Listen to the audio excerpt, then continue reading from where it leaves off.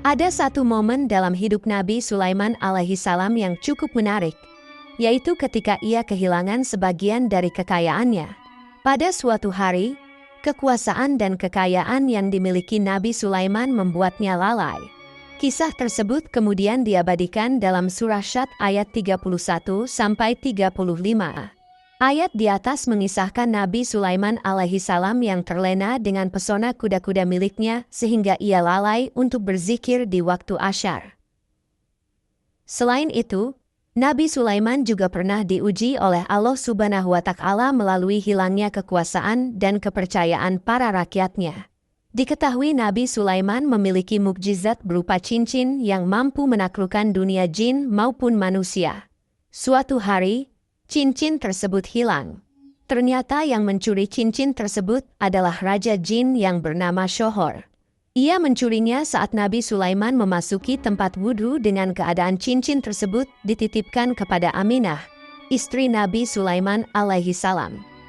Shohor mengambil cincin dari Aminah dengan merubah dirinya menjadi mirip Nabi Sulaiman. Cincin tersebut digunakan Shohor untuk menjelma menjadi sosok yang sangat mirip dengan Nabi Sulaiman, hingga beberapa punggawa dan pembesar kerajaan tidak menyadarinya.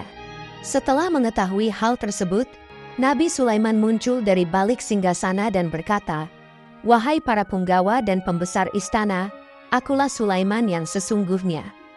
Akan tetapi, para punggawa dan pembesar malah membubarkan diri dan tidak mempercayai sosok raja mereka yang sebenarnya, yakni Nabi Sulaiman. Akhirnya, wibawa Nabi Sulaiman sebagai raja sudah benar-benar hilang. Nabi Sulaiman pergi dari kerajaan dan menyucikan diri sekaligus bertobat kepada Allah Subhanahu wa Ta'ala. Doa tersebut tercantum dalam Al-Quran Surah Syad ayat 35. Setelah mengembara cukup lama, Nabi Sulaiman sampai di sebuah tepi pantai. Beliau memutuskan untuk bekerja sebagai nelayan.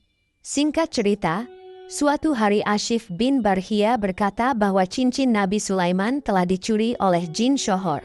Mendengar hal tersebut, Shohor pergi ke laut dan membuang cincin itu ke laut karena takut Nabi Sulaiman mengetahui bahwa dirinya lah yang mencurinya. Kemudian atas izin Allah Subhanahu wa Ta'ala, cincin tersebut bisa kembali ke tangan Nabi Sulaiman alaihissalam melalui ikan yang diberikan oleh seseorang sebagai upah pekerjaan Nabi Sulaiman. Meski mengalami beberapa peristiwa tersebut, Nabi Sulaiman tetap dikenang sebagai seorang raja yang bijaksana dan saleh.